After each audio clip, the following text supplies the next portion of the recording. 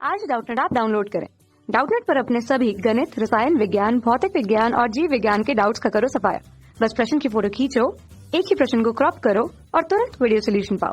अभी डाउनलोड करें। Hello friend, question दिया गया है यहाँ पे कि किसी यौगिक का रासायनिक सूत्र क्या प्रदर्शित करता है। ठीक, तो किसी भी हमारा जो यौगिक होता है या कंपाउंड होता है, ठीक है, उससे हमारा जो रासायनिक सूत्र होता है उससे हमें दो प्रकार की जानकारी यहाँ पे प्राप्त हो सकती हैं। ठीक, पहला तो हमारा जो होता है एक वह गुणात्मक रूप से, ठीक, गुणात्मक रूप से जो जानकारी मिलती है, और दूसरा हमें जो परिणात्मक रूप से यानी कि इसके परिणाम स्वरूप जो हमें जानकारी मिलती है परिणात्मक रूप से।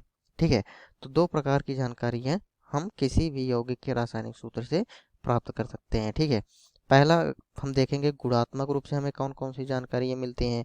तो गुणात्मक रूप से हमें सबसे पहले ये पता चलता है कि हमें हमारा जो ये दिया गया जो रासायनिक सूत्र है ये कौन सा कंपाउंड है या कौन सा यौगिक है, उसका हमें नाम पता चलता है। ठीक, क्या पता चलता है हमारा यौगिक का नाम।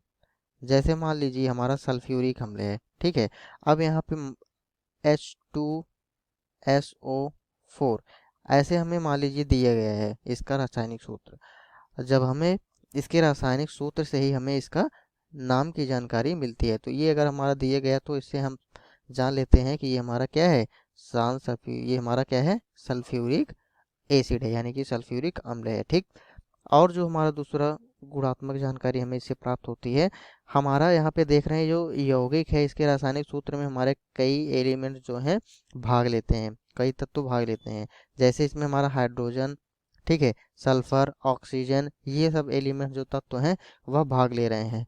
ठीक, इससे हमें इन तत्वों के बारे में भी जानकारी मिलती है। ठीक, जो हमारे रासायनिक सूत्र में जो हमारे क्या होते हैं, तत्व होते हैं। ठीक, इन तत्वों के बारे में भी जानकारी हमें प्राप्त होती है। ठीक, जानकारी प्राप्त होती है। फिर अगला हम देखेंगे परिणात्मक रूप से हमें क्या जानकारी प्राप्त होती है। ठीक, तो परिणात्मक रूप से हमें ये जानकारी प्राप्त होती है कि जो हमारा यह पदार्थ है, पदार्थ के एक अणु का इसमें क्या किया जाता है, वर्णन किया जाता है। ठीक, पदार्थ के किसी एक अणु का हमारा क्या किया जाता है, वर्णन किया जाता है। जैसे मान लीजिए यहाँ पे हमारा क्या है, H2O, ये हमारा क्या है, जल।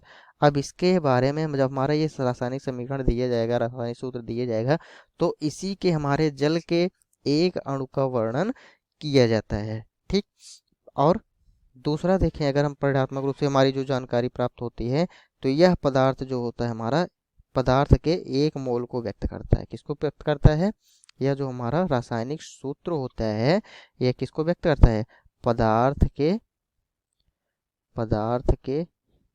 एक मोल को व्यक्त करता है। ठीक, और हमारा जो इससे परिणात्मक जानकारी प्राप्त हो सकती है कि यह हो सकती है कि यह पदार्थ के एक अणु में उपस्थित विभिन्न प्रकार के परमाणुओं की संख्या को व्यक्त कर सकता है। ठीक है, ये क्या करता है, जैसे हमारा यहाँ पे कोई भी हमारा जो अणु दिया गया, ठीक है, एक पदार्थ जो हमारा ये दिया गया है, उस पदार्थ में के एक अणु में हमारे कितने विभिन्न प्रकार के परमाणु हैं, उनकी क्या संख्या है, इसकी जानकारी भी हमें परिणात्मक रूप से प्राप्त हो सकती है। ठीक है, अर्थात इससे हमें ये ज्ञात होता है कि किसी यौगिक का जो रासायनिक सूत्र होता है वह हमारा विभिन्न रूप से जो है जानकारी हमें प्रदर्शित कर सकता है, जिससे हमारे विभिन्न रूप से जानकारियाँ प्राप्त हो सकती हैं। ठीक, तो ये हमारा आंसर हुआ। धन्यवाद।